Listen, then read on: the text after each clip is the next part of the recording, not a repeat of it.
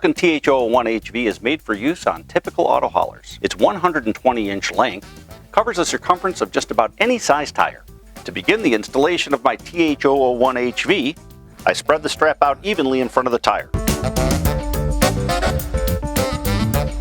Now that I've positioned my TH001HV over the tire, I've set the cleats, I make sure my stoppers are up, make sure that my stoppers are in position towards the ratchet buckle, and I'm ready to move on to the next step.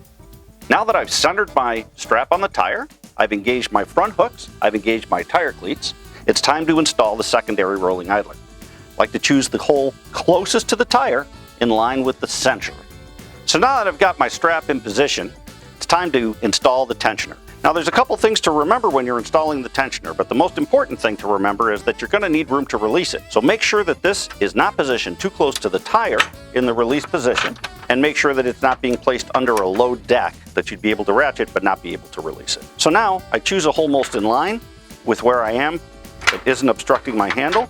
I'm going to remove the slack out of the strap the best I can with just my hand, and then I'm going to use full strokes using my full hand to tighten. Maybe just a little bit more, just to get it tensioned enough. But you don't have to lean into it. It's plenty that you can get with just your arms. Once I've done that, I want to make sure that I secure my handle by lifting, pulling back on the handle release and snapping it into position. Once I've done that, I secure my extra webbing and I'm on my way. Now it's time to remove my assembly. Now, I'm not going to say this is tricky, but you do have to be cautious. Remember that a lot of tension is built up in this strap, and when you're going to release it, you're going to release a lot of tension. So lift up on your release, put it into the position about 3/4 of the way there. Stand back, remove your hands, and pop it forward. That will release your ratchet tension.